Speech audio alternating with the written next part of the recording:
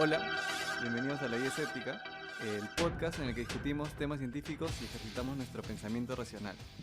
Los saluda Julio Gutiérrez y conmigo están Víctor García Belaunde, Hola, ¿qué tal? Adrián Núñez Hola amigos.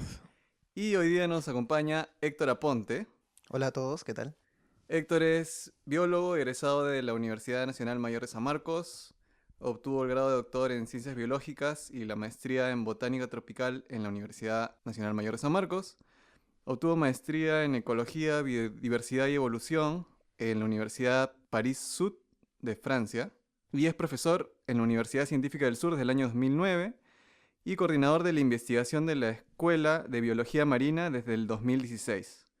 También es investigador asociado del Laboratorio de Florística del Museo Nacional de Historia Natural y director de Investigación y Desarrollo del Instituto Peruano para la Sostenibilidad y el Desarrollo desde el 2016. Y también es autor de muchos artículos científicos y libros de divulgación de la flora peruana. Hoy día no nos acompaña Aurora porque está mal de la muela. Estoy con Sí. dolor de muela, ¿no? Le quitaron la muela el juicio el sábado, Mm. así que se ha quedado sin Yo pensaba juicio. que hace tiempo ya había perdido el juicio. Sí. Debieron haber puesto un juicio ahí, ¿no? Es el primer juicio porque son 4, ¿no? Los que uno podría perder. Sí, no, pero ya perdió otros ya. Este es como, debe ser el tercero, así, de repente es el último juicio que perdió. Bueno, hoy día es 29 de agosto y Aurora que quisiera que hagamos una efeméride, así que en 1982, un día como hoy, sintetizaron por primera vez al elemento químico meitnerium de número atómico 109. Es un elemento químico sintético. Tiene una vida, decae, ¿no? Es radioactivo, decae. Dice que la más estable es un isótopo que tiene una vida media de 7 segundos. Ah, es bastante, se puede ver. Sí, Ah, es regular, ¿no? Sí. O sea, en 7 segundos decae la mitad del elemento. Claro, decae la mitad del elemento. Dice que lo encontraron bombardeando átomos de bismuto con átomos de hierro y de ahí salió el átomo ¿no? Eso fue la efeméride de hoy y vamos al programa. Bueno, el tema del que nos va a hablar Héctor, porque él es biólogo y es especialista en el tema, es de ecosistemas. Así que, Héctor, cuéntanos qué cosa es un ecosistema. Bien, buenas noches otra vez y gracias por la invitación. En realidad, la definición de ecosistema puede ser muy compleja o puede ser muy simple. Voy a ir por lo más simple, ¿no? Un ecosistema, desde el punto de vista más simple, es el conjunto de todas las cosas que tienen vida, más todas las cosas que no tienen vida en un determinado lugar, en un determinado momento, ¿no? Dicho en palabras quizás un poquito más complejas, el conjunto de componentes bióticos y abióticos que hay en un determinado lugar, ¿no? Eso es un ecosistema. O sea, estamos en un ecosistema ahorita en esta Estamos sala en un de ecosistema. grabación. Así es. Es más, nosotros somos un ecosistema. Porque al interior de nosotros tenemos un montón de organismos que viven, por ejemplo, y hay un conjunto de componentes físico-químicos que también se encuentran en nuestro interior y que forman parte de lo que somos, ¿no? Entonces, hasta cierto punto, nosotros somos un ecosistema. O sea, prácticamente todo es un ecosistema. En Todo lo el que planeta mires. Tierra, porque es, hasta donde tengo entendido, el único planeta hasta el momento donde se ha encontrado algo que tiene vida, todo es un ecosistema. Pero ¿cuál es el límite de un ecosistema con otro, no? ¿O hay subecosistemas? Es una excelente pregunta, ¿no? Y ha sido, yo recuerdo mucho una clase que tuve en la universidad justamente donde todas las 3 horas nos pasamos discutiendo justamente esa pregunta, ¿no? ¿Cuál es el límite de un ecosistema? ¿Dónde comienza y dónde termina, ¿no? Y la conclusión a la que llegamos aquella vez es que, bueno, el científico generalmente es quien circunscribe el ecosistema con la finalidad de poder circunscribir su objeto de estudio. Pero después no existe tal cosa propiamente dicho en la naturaleza, hay como un continuo entre uno y otro ecosistema, ¿no? Entonces, ¿cuál es el límite? Es dependiendo de cada uno y de acuerdo a lo que quieras estudiar, ¿no? Claro, es una definición con fin práctico. Efectivamente, Sí, claro, ¿no? Es sí. algo con un fin práctico, ¿no? Nosotros podríamos decir, estamos en nuestro ecosistema que se acaba donde está la puerta del estudio, ¿no? Y estudias lo que está sucediendo ahí, ¿no? Ese es tu ecosistema, ¿no?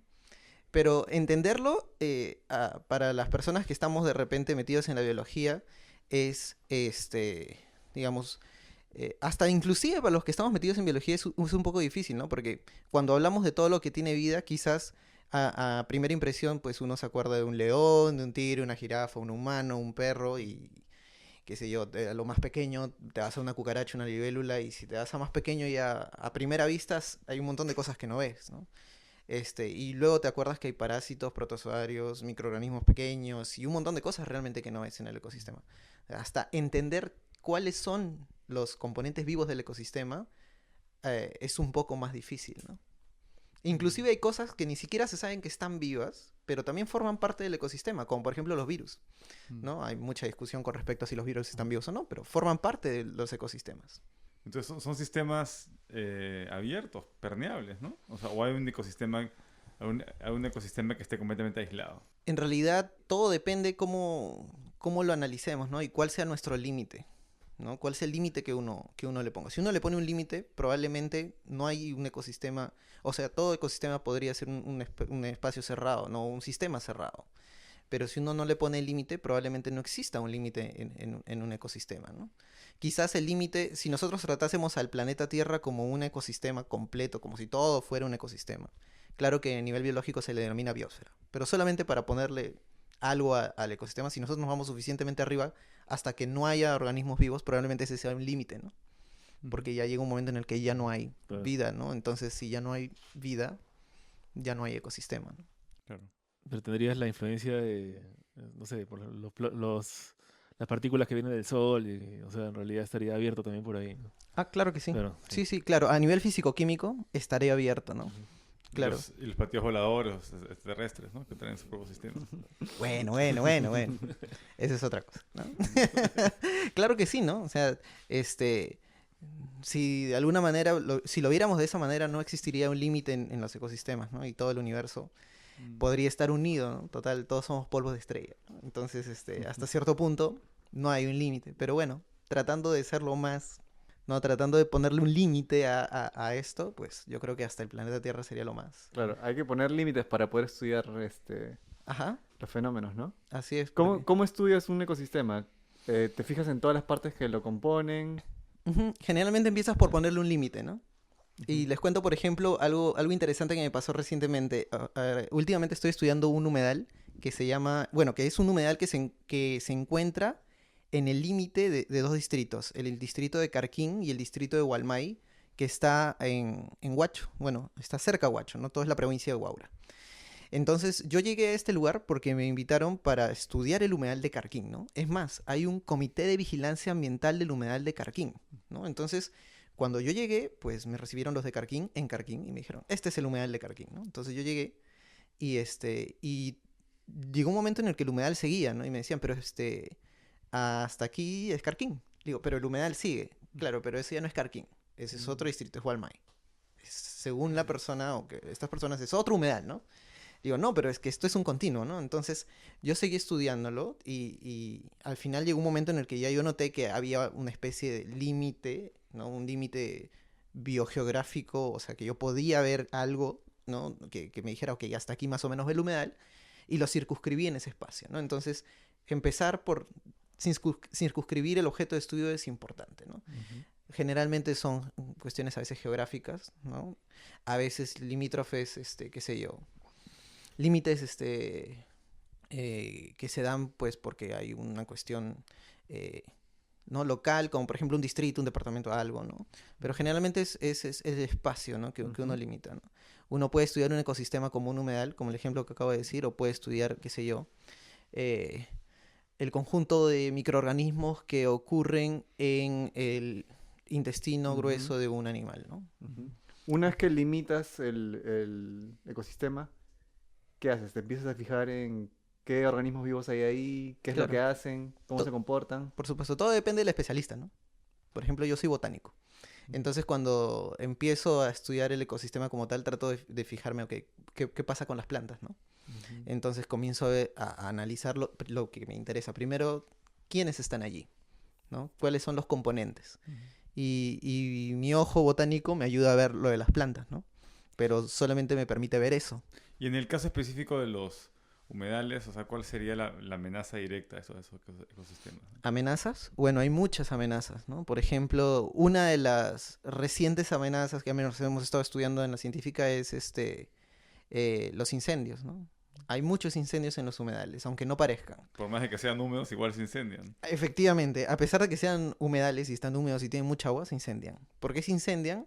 En muchos casos son personas que entran al humedal y le prenden fuego, ¿no? Lo incendian. A veces intencionalmente, porque, por ejemplo, quieren eliminar una plaga que hay allí y que afecta al junco.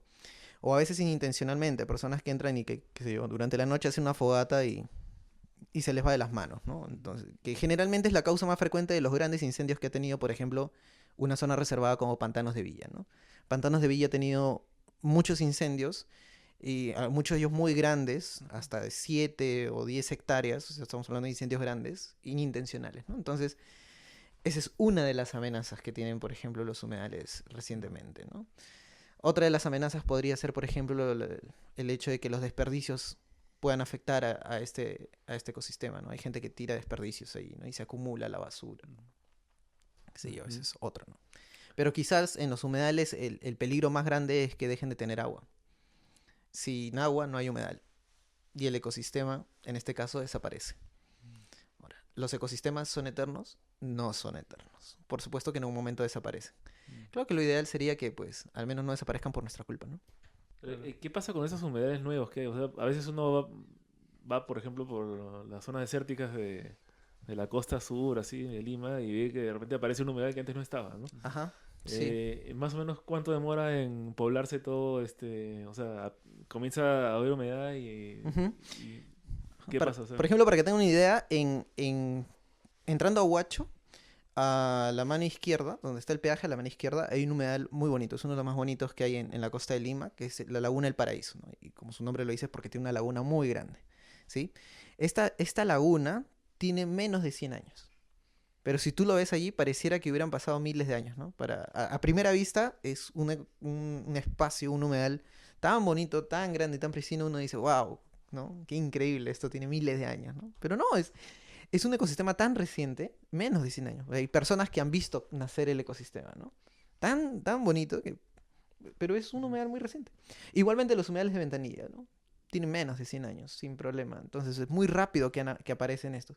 Porque basta con que cambie el curso del agua y que la napa freática, el agua que está en la napa freática salga por otro lado, ¿no? ya. Y quizás eso es lo que has visto, ¿no? O sea, cómo es que de la nada aparece un Sí, humedal, claro, ¿no? aparecen de la nada, un ¿Viste año aparte pasas por ahí. La albúfera del medio mundo. Albúfera de medio Sí, mundo, claro. sí. Sí, pero ese es el agua de mar, ¿no? Se ha desbordado y ha Ujú. quedado estancada, ¿no? En el caso de la albufera tiene dos entradas, ¿no? Una entrada de agua de mar y por otro lado también tiene la napa freática y por otro lado también hay unos chorrillos o unos chorros por donde entra el agua, ¿no? Entonces sí, en este caso hay muchas entradas de agua a la albufera, ¿no? Que justamente recibe ese nombre porque es una albufera, ¿no? Las albuferas se caracterizan porque tienen entrada de agua de mar y además agua dulce, ¿no? Pues tienen más, a veces pueden tener más recursos por lo menos para mantenerse por más tiempo, ¿no? Si tienen doble Ah, entrada. A nivel del agua, sí, sí, claro.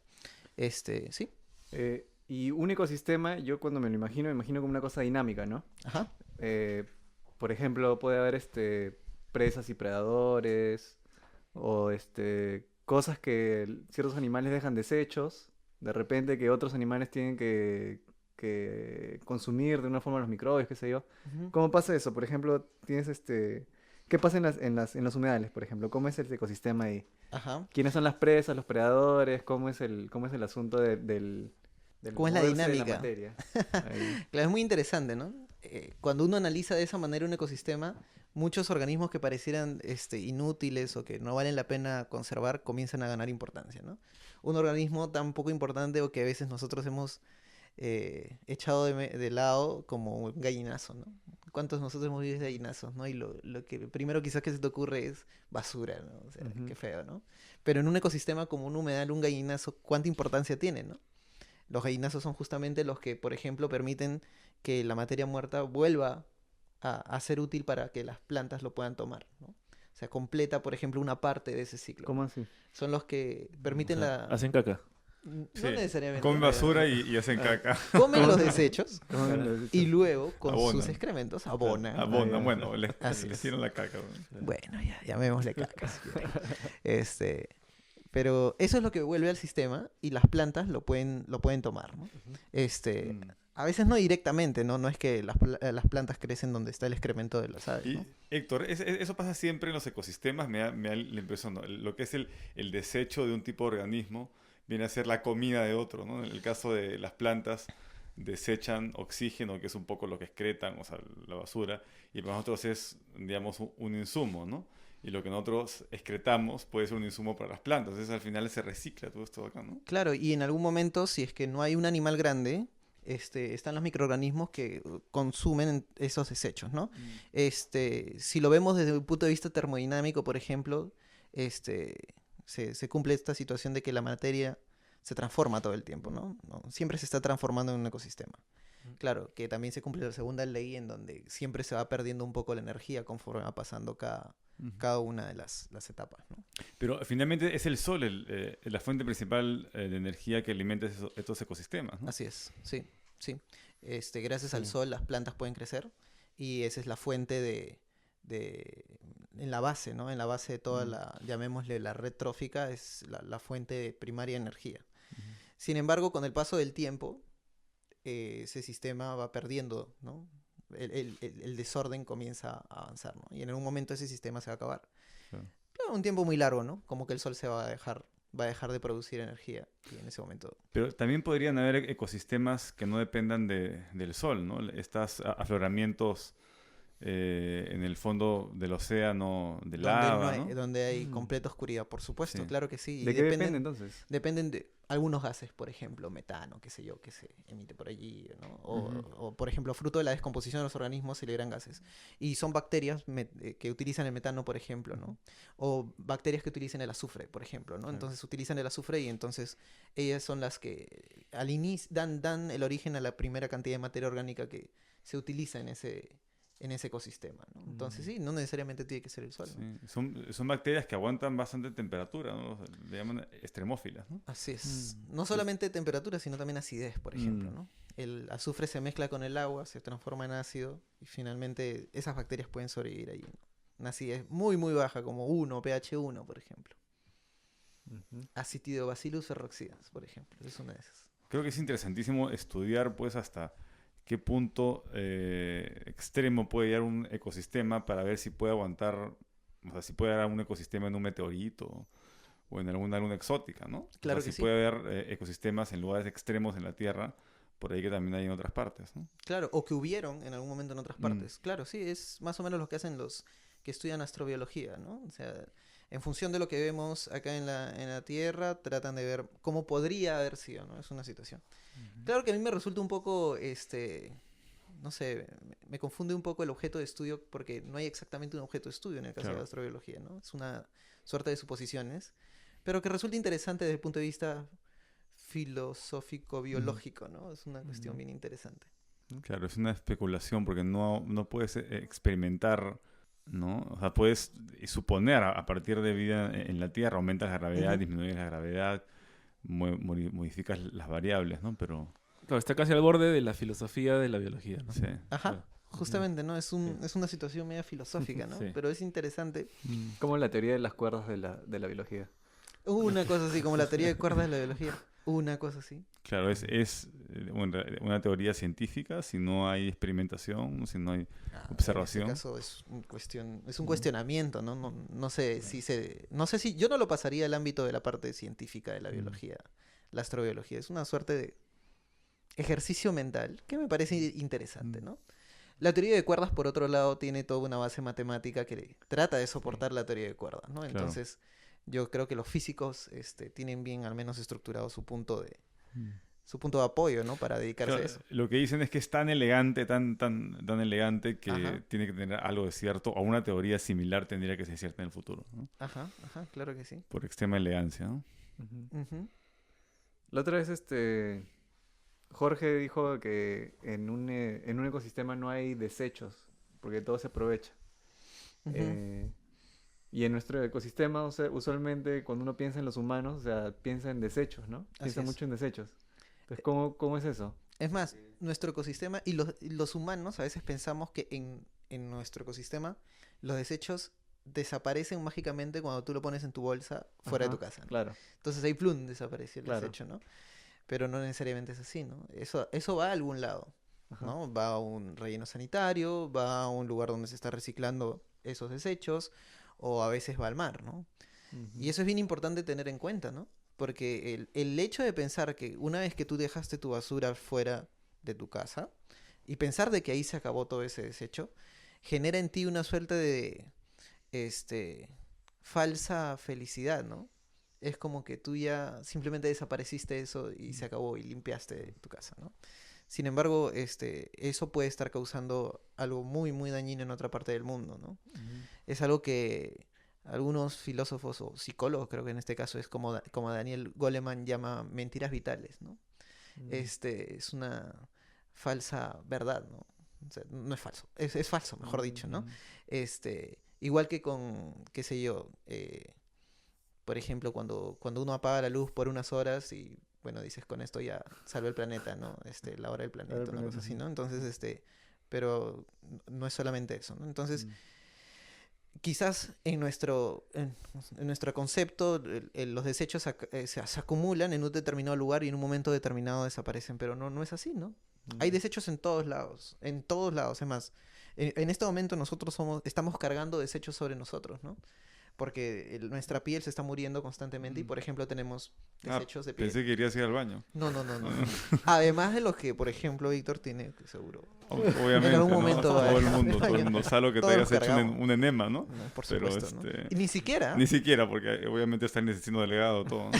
Claro que sí, ¿no? Entonces, es así, ¿no? O sea, por eso que Bill Gates, digamos, ha dedicado tanto a investigar cómo reciclar caca, ¿no?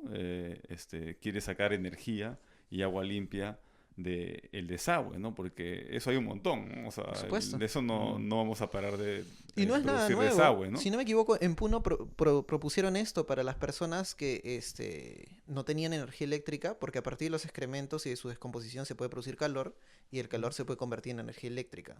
Entonces, es eso, ¿no? Es lo que tiene la tecnología del compost, ¿no? Es lo mismo. El compost lo que hace es hacer que la descomposición sea más rápido, produces calor y ese calor lo transformas en energía eléctrica. Pero ¿por qué hay esta resistencia a usar lo que otras personas han usado, o usar el excremento cambiado, o tomar aguas hervidas, por ejemplo, que han entrado a la primera piscina de oxidación, digamos, prácticamente como excremento, y a la tercera piscina de oxidación sale agua limpia, pero al ver que por un lado entra el desagüe, por otro sale el caño con agua limpia, la gente no quiere tomar, ¿no? Ah, claro. Eso probablemente sea por la memoria del agua. Por la memoria, exacto, ¿no? Claro. En realidad creo que hay un conjunto de cosas allí, ¿no? Primero que cuando el agua pasa por toda una planta de tratamiento, no necesariamente tiene todas las condiciones para que, por ejemplo, tú te puedas bañar en esa agua, ¿no? Entonces,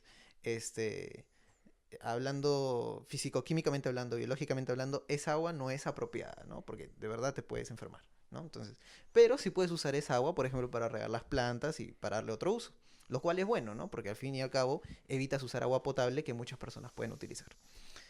Por otro lado, está toda la situación organoléptica, que a veces, ¿no? Cuando uno va a una planta de tratamiento tiene un olor que no te gusta, ¿no? Y bueno, de repente eso es lo que hace que no lo uses, ¿no?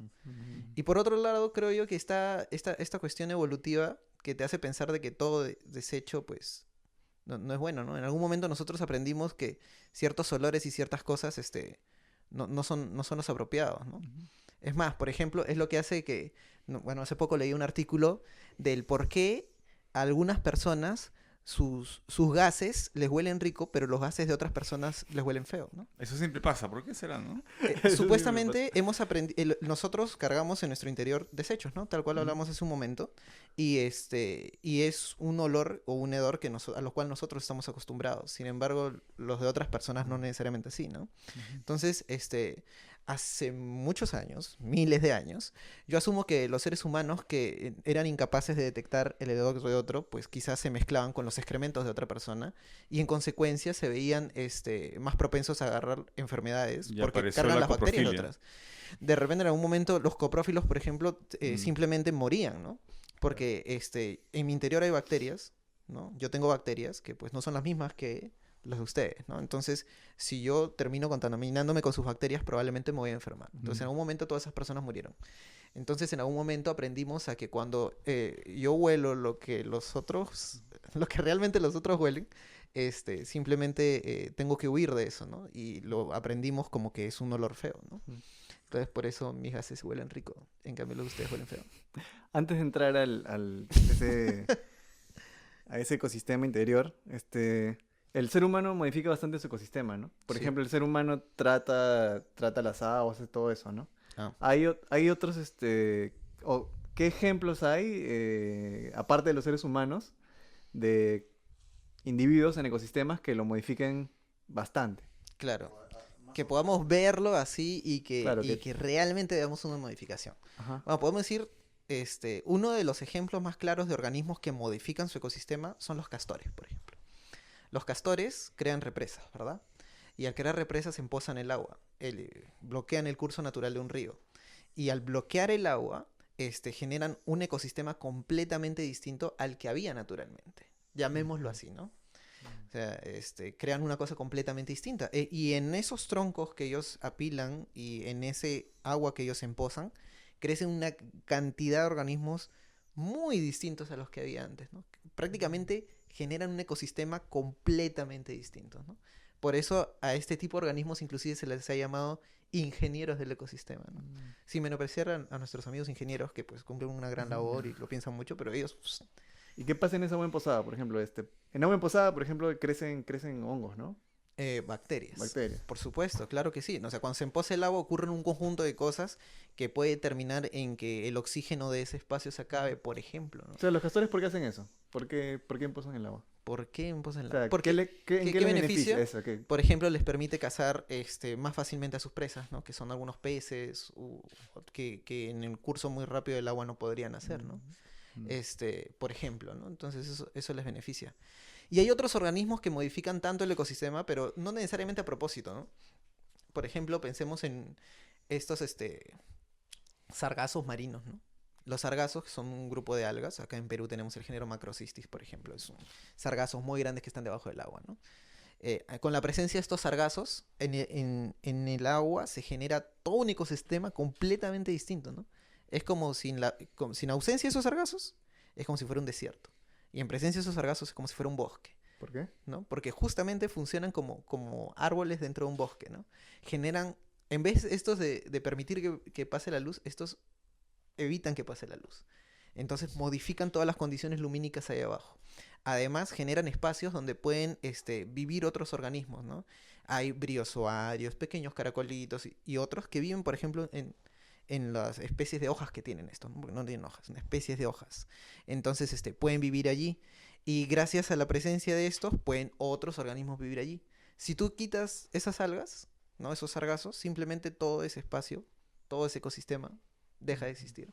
Entonces, no a propósito, pero indirectamente también se modifica el espacio, ¿no? Entonces, ellos también han sido considerados ingenieros de alguna manera del ecosistema, ¿no? Y en el caso, por ejemplo, de un naufragio, ¿no? Que cae uno de estos buques enormes en una zona de arena donde no hay mucho, donde no hay un ecosistema muy complejo y se convierte en un arrecife de coral natural, prácticamente, ok, ¿no? Y ajá. pueden aparecer o pueden ser, ese barco puede ser poblado por otras especies y se puede crear un ecosistema de manera inintencionada, ¿no? Ujú, claro, claro, claro. En algunos casos es inintencionado, como cuando el barco se hunde. Y en otros casos es intencionado, ¿no? Hay gente que hunde barcos a propósito justamente para que se formen Sí, arrecifes artificiales. Sí. Y viven de eso, ¿no? Porque, bueno, me refiero a que viven de eso porque luego hay buceo ¿Los peces submarino. o no? No, los las que hunden los barcos? personas, ¿no? Porque, o sea, hay buceos submarinos solamente para bucear en estos arrecifes artificiales, ¿Y ¿no? por qué se crean los arrecifes cuando se hunde un barco?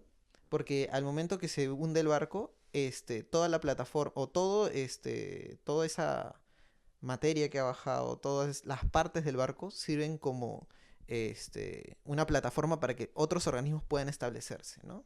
Entonces se comienzan a establecer pequeños, qué sé yo, erizos, luego conchitas, caracolitos y otras cosas, y al final los peces viven allí porque tienen de dónde alimentarse y al final tienes todo un ecosistema nuevo, artificial si querés llamarlo, pero ahí está, ¿no? ¿Sabes cuánto tiempo demora en crearse?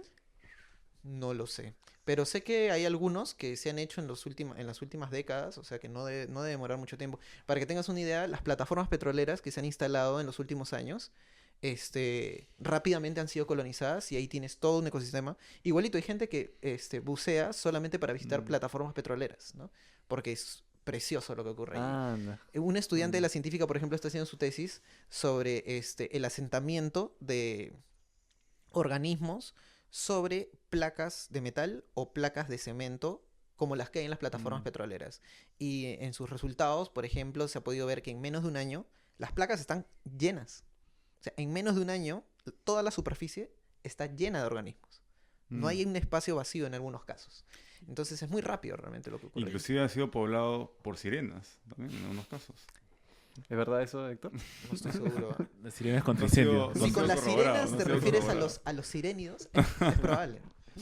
Hay algo que me llamó la atención la semana pasada. Estuve trabajando en la parte, en los bosques altos de arriba de Cusco, ¿no?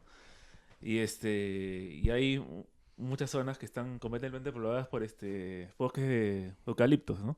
Que son árboles que los han llevado ahí supuestamente de Australia, no sé en qué momento. Y parece que, ¿cómo se llama? Como que la población estuviera contenta con, o sea, con tener bosques de eucaliptos ahí en la zona, sabiendo que además que se chupan todo el agua y todo, ¿no? Sí, sí. Entonces, no sé si habrá un organismo nacional que coordine o que trate por lo menos de regresar a una situación anterior estos que estos traer ambientes. koalas, Claro. Esa es ¿cómo una buena no se pregunta, porque para empezar, ¿quisiéramos hacer eso? O sea, realmente... Habría que saber, ¿no? Porque Por Claro, supuesto, sí. ¿no? O sea, ¿cómo ¿qué es? hacemos Porque por...? de repente, tratando de evitar ese problema, que era un problema más grande, ¿cómo sería el...? Hay un par de cosas, ¿no? Quizás la parte cultural, hay un componente fuerte con el eucalipto, ¿no? Porque muchas personas se sienten identificadas con el olor del eucalipto en la sierra, ¿no? Y pues pueden pensar que es parte de su, llamémosle, ecosistema y de su vida y de su cultura, y hay canciones y la yunza es con eucalipto, entonces déjale sus eucaliptos, ¿no? Entonces por un lado está eso. Por otro lado, el eucalipto y muchas otras especies han sido introducidas en un momento determinado y modifican también por completo los ecosistemas.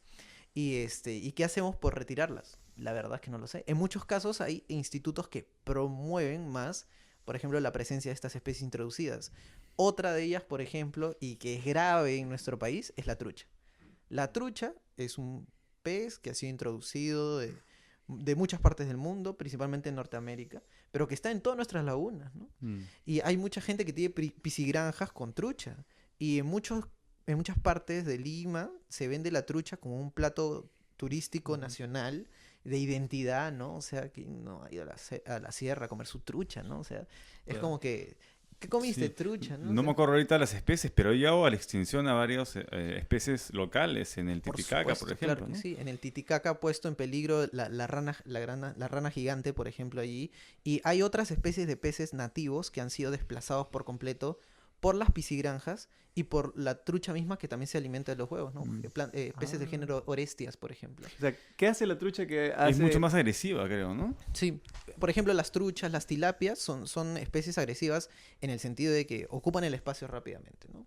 Entonces, al ocupar el espacio, evitan de que otras especies vivan allí. Entonces, por un lado, eso ya afecta. Por otro lado, a veces también se comen los huevecillos de otros, ¿no? Los huevos de otros peces. Entonces, ahí simplemente van poquito a poco disminuyendo la población de otros. Y en otros casos no solamente se comen los peces, también se comen las larvas, los renacuajos y otros grupos de organismos, ¿no? Entonces van trayendo la extinción de muchos organismos. El lago Junín es otro de los casos graves, ¿no? Se ha venido, las poblaciones de otros organismos han comenzado a disminuir fuertemente. O sea, de acá a unos años, el Perú solo va a tener truchas. Espero que no. Pero es rica, ¿ah? Ah, sí, es bien Es rica, rico, es rica. claro. Pero Por lo menos. ¿a costa de qué, no? Sí, ¿no? Claro, a costa de que hay mucha gente que se dedica a la piscicultura, es una actividad buena, ¿no? ¿Por qué no?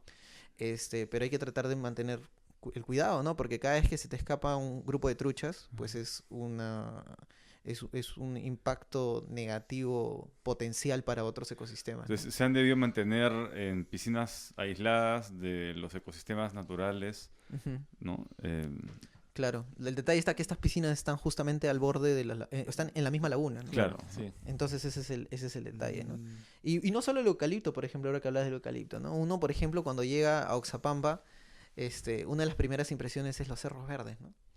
Pero ya cuando te detienes a ver qué cosa es lo que hay en todos esos cerros verdes, hay pinos, cipreses, ¿no? Ah, sí, sí. Entonces te das cuenta, ¿qué hacen estos pinos acá, no? O sea, eso lo han puesto porque hay gente que vive de la madera del pino, ¿no? Entonces, Igual, pero igual son plantas introducidas e igual trae consecuencias, ¿no? Porque los pinos tienen, por ejemplo, sustancias que eliminan algunos insectos, por ejemplo. Entonces podrían estar causando algún daño o algún cambio, ¿no? La cantidad de pinos que se han introducido puede ser tan increíble. No sé si, por ejemplo, han ido a la Granja Porcón. Granja Porcón en Cajamarca es impresionante. O sea, me encantó, fui, es muy bonito. Parece que estuvieras en Canadá, pero realmente estás en Cajamarca y es bosques y montañas de pinos. O sea, es muy bonito, ¿ya? Pero luego te pones a reflexionar, wow, cómo somos capaces de modificar todo lo que existe. Y la gente allí vive feliz, en el sentido de que tiene madera para producir, para hacer sus productos.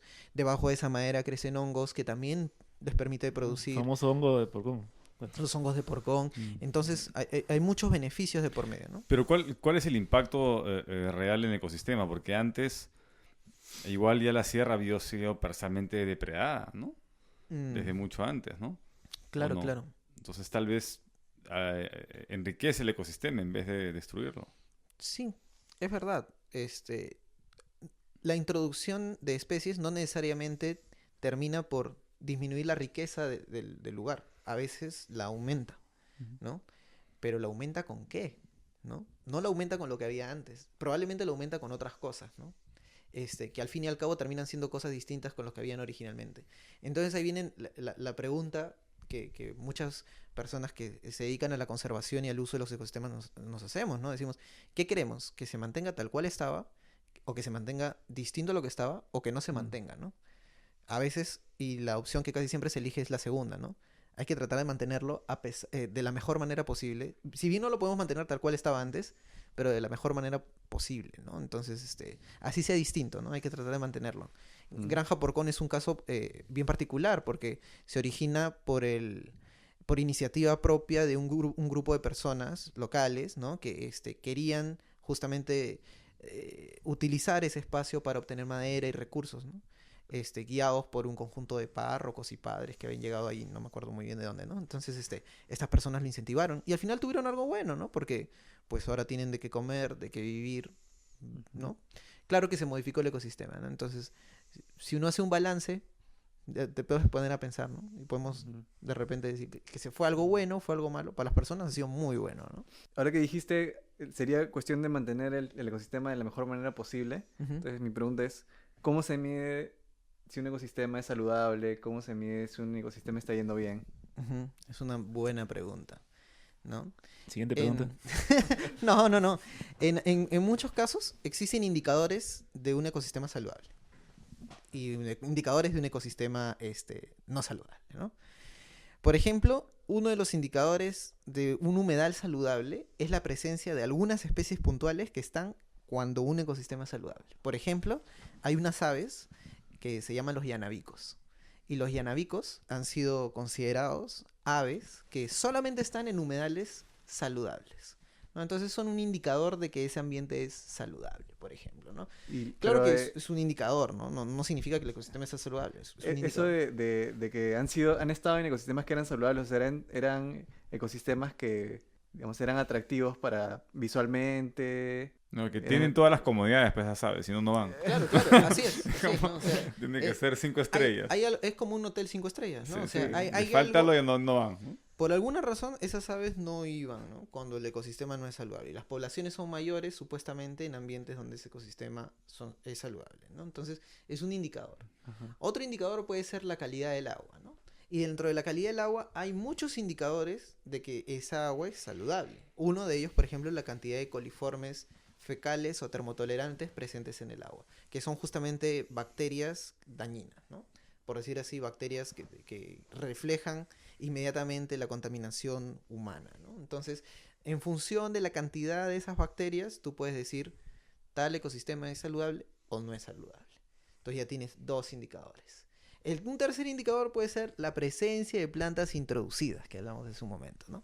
Mientras más plantas introducidas tienes, pues hay algo que está sucediendo, ¿no? Y te puede ir diciendo, este ecosistema es saludable o no es saludable, ¿no? Y así puedes ir añadiendo animales también. Hay indicadores animales, como por ejemplo la presencia de ratas, ¿no? La presencia de ratas en un ecosistema te puede decir, bueno, hay algo que no está pasando, que está pasando que no hace que hayan ratas, qué? ¿no? Ya. Generalmente hay más basura, ¿no? Entonces Ujú. hay algo que está sucediendo, ¿no? Entonces, más o menos si juntamos todo ese conjunto de cosas, uno podría decir, ¿este ambiente es Ah, saludable ya. o no es saludable? Pero hay que tener en cuenta que generalmente nosotros definimos un ambiente saludable en función de qué, o cuál es el parámetro saludable. Y generalmente es saludable para el ser humano, ¿no? O sea, nosotros generalmente lo vemos de esa manera, ¿no? O sea, la Claro, presencia de pero ratas es insalubre para el ser humano, ¿no? En un ecosistema, simplemente es el ecosistema mismo que está funcionando, ¿no? Ujú. La presencia de coliformes termotolerantes implica que el ser humano estuvo allí, ¿no? Entonces siempre hay el ser humano que está interviniendo, ¿no? ¿Y O si sea, sacamos al ser humano de la ecuación? ¿qué cosa podría pasar, no? No, o sea, Se ha filosofado mucho acerca de qué puede pasar. Hay si una sacamos- película, ¿no? La Tierra sin humanos, ¿no? Como Hay una serie, es una serie, Sí, creo, sí, sí. o sí, creo algo así, ¿no? en pocos años, ¿no? Las ciudades colapsan. Stranger Things. Sí, se caen los puentes, se caen los edificios y un montón de cosas. Más que sacar al ser humano de la ecuación, pienso yo tratarlo como una especie más, ¿no? ¿Qué pasa si tratamos al ser humano como una especie más, ¿no? Un ecosistema saludable podría decir que es un ecosistema que se mantiene en el tiempo, ¿no? Que es de alguna manera más resiliente a otros. Pero fíjate que ya me voy del lado saludable al lado de resiliencia, ¿no? De su Ujú. capacidad de mantenerse. Ya no es tanto saludable, ¿no? Claro, pero lo que podría no ser muy ecológico en términos generales, Ujú. podría ser genial para la población de ratas en una ciudad, ¿no? Claro que O sí. sea, que haya más personas y más desechos y es un sistema saludable y en boga para las ratas. Claro. Por supuesto, Pero claro. desde ese punto de vista. Claro, si fuéramos ratas, efectivamente, Genial, ¿no? Estaríamos muy felices con basura por todos lados. Claro que sí, ¿no? Claro que sí. Entonces, siempre hay un punto, ¿no? Un punto de comparación. Y la salud, cuán bien de salud está un ecosistema, en algunos casos se ha definido desde varios parámetros que ponen al humano allí, ¿no? Y lo comparan en función de lo que nosotros necesitamos, ¿no? Muchas veces cuando un lugar huele feo decimos, esto está muy mal, ¿no? Huele feo. Pero espérate. Realmente, huele feo para ti, Para ¿no? ti, Porque claro. eres humano, ¿no? Entonces sí. Pues una floración de azufre natural. Ujú, así es. Mm. Y por eso huele feo, ¿no? Entonces sí, efectivamente. Entonces, generalmente todas estas cosas hacen de que poco a poco el ecosistema se vaya deteriorando y vaya desapareciendo. Entonces, esos también son indicadores de que algo no está yendo bien en el ecosistema, ¿no? Que veamos que se está desapareciendo, ¿no? Un humedal sin agua es un humedal poco saludable porque poco a poco también va a ir secándose y va a ir desapareciendo. El ser humano como ecosistema. ¿Qué hay en el cuerpo humano, en el intestino, en Hay todo de eso? todo, ¿no? Hay de todo. En realidad, de cada 10 células que hay en nuestro organismo, 9 no son de humanos. O sea, son de cualquier otra cosa menos humanos. Alienígenas, ¿ves? Te dije, Julio. ¿Ya ves? Reptilianos. No, nada de alienígenas ni reptilianos. Son microorganismos, qué sé yo, Un feto algunos organismos microscópicos, animales, bacterias, ¿no? Que están en nuestro organismo y que gracias a ellos vivimos, ¿no? Y están en nuestro interior y están inclusive sobre nosotros, ¿no? El año pasado salió un trabajo que revelaba la presencia de una cantidad de microorganismos que viven sobre nuestra piel y sobre nuestra boca, por ejemplo, ¿no? Afuera, como una especie de nube microbiana, ¿no? Y hablaban de esta nube microbiana que se forma, ¿no? Cada vez que- El aura. No es el aura. El aura ahí ya te metes a otra cosa, ¿no? Sino que son bacterias que realmente viven alrededor tuyo, ¿no? Claro. Al punto de que, por ejemplo, si yo me encontrara en este salón cerrado yo solo y alguien tomara una muestra del aire de las bacterias y luego entrara Víctor, por ejemplo, y se encontrara él solo y tomara una muestra en el aire de las bacterias que encontraría cuando está Víctor y cuando estoy yo son distintas. Entonces podría funcionar como una huella digital de cada uno de nosotros, esas bacterias, ¿no? Es un fingerprint de bacteriano, ¿no? ¿Eso está establecido ya? ¿Es fijo? Sí, o- claro, Sí, sí. hay artículos científicos que lo demuestran, claro que sí. Entonces, es muy interesante la cantidad de microorganismos que tenemos en nuestro interior, ¿no? Y cómo a lo largo de la historia evolutiva de los organismos, las bacterias han permitido que muchos otros organismos se desarrollen. Nuestras mitocondrias, por ejemplo, al inicio, durante, bueno, hace millones de años, fueron probablemente bacterias, ¿no? Inclusive, se habla ya hasta de qué grupo de bacterias eran, ¿no? Eran bacterias del tipo del género Rickettsia, por ejemplo, ¿no? Que en algún momento pasaron a formar parte de una célula y pues que en otro momento ya cumplen la función de una mitocondria, ¿no? Y gracias a ello, pues tenemos las células que tenemos, ¿no? Pero es así, ¿no? O sea, estamos compuestos por miles de organismos y gracias a esos miles de organismos sobrevivimos. De la misma manera, porque no recomiendan tomar antibióticos de amplio espectro para no eliminar por completo la flora intestinal, que es un ecosistema muy rico. Ujú. Igual tampoco recomiendan bañarse con jabón así Antibacteriano. todos los días, antibacteriano, ¿no? Así es. Porque la población de bacterias de la piel tiene esa nube bacteriana de volver a repoblarse. Y cuando tienes esta protección de diferentes bacterias, es más fácil infectarse con otras bacterias nocivas o con hongos. Y también hace que la piel se cuartee más fácilmente al no estar humectada y también se pueden por ahí contaminar con otras cosas, ¿no? Entonces, no sé si han hecho el experimento, ¿no? Pero yo todavía no me arriesgo, pero recomendaban que ibas a decir, todavía una no o te dos bañas. veces por semana únicamente bañarse con jabón y el resto de veces, si ya no aguantas porque sudas mucho, por lo menos con agua nomás, pero Con no agüita. con jabón. Para no...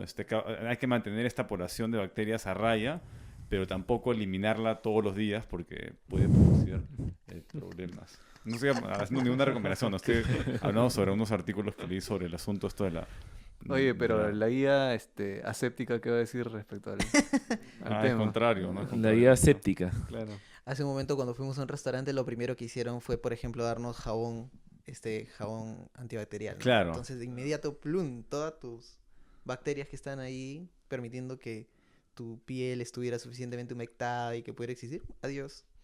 Bueno, por algún lado está bien, ¿no? Porque de esa manera evitas contaminarte con otras cosas que has podido, qué sé yo, agarrar en el micro o en la calle, ¿no? Sí, a corto plazo, pero a largo Ajá. plazo no es bueno porque las bacterias más resistentes van a sobrevivir y van a encontrar un ambiente prácticamente libre con materia orgánica, pero libre de otras bacterias para multiplicarse. Entonces, si dices Sí. eso constantemente, al final piensan que podía propiciar plagas, ¿no? Es que es peor. Bueno, ese es un Bacterianos. mensaje de esperanza para los oyentes de la guía séptica, ¿no? No estás solo. Claro. En realidad nunca estás solo, ¿no? Estás tan rodeado de bacterias, pero bueno, tienes que tener en tu mente eso, ¿no? Todo lo que te rodea y Sí, todo lo que te da la vida también al mismo tiempo, lo que te permite vivir, ¿no? ¿Cuánto dependemos de esas bacterias? Es algo lo cual... Y eso lo llaman el microbioma, ¿no? claro. El microbioma. Algo del 90% del ADN funcional de tu cuerpo es bacteriano. Proviene de otros organismos, Sí. claro que sí. Sí, sí. Es impresionante. Ujú. O sea, hay mucho más bacterias que cualquier otra célula en tu cuerpo, que células eucariotas, ¿no? ¿Y qué tanto puedes modificar ese sistema? Por ejemplo, con los antibióticos es un ejemplo, ¿no? Claro. Los antibióticos. Lo modificas. Cuando comes una cosa u otra cosa, también de alguna manera lo modificas, ¿no? Claro ¿El que... yogur llega a hacer un efecto o no? O sea, hay yogures que están enriquecidos con lo que llaman probióticos, Ujú. ¿no? U otras cosas que permiten que la flora bacteriana, por ejemplo, mejore, ¿no? Entonces sí, por ese lado sí también, ¿no? Entonces, que permite que mantengas la flora bacteriana, entonces, de alguna manera sí lo modificas, ¿no? Lo que hacía Jorge Ventín, de vez en cuando recogía algo del piso, ¿no? Que se había caído, o metía o no se lavaba las manos y se chupaba los dedos, ¿no? O lamíalo de repente, ¿no? Para poder alimentar de diferentes bacterias, y sobre todo está en un lugar nuevo, ahí ¿no? Toca algo así. ¿en serio? Entonces, ¿Estás claro, en- sí? para tener una muestra, digamos, importante de distintos tipos de bacterias y alimentar su flora, ¿no?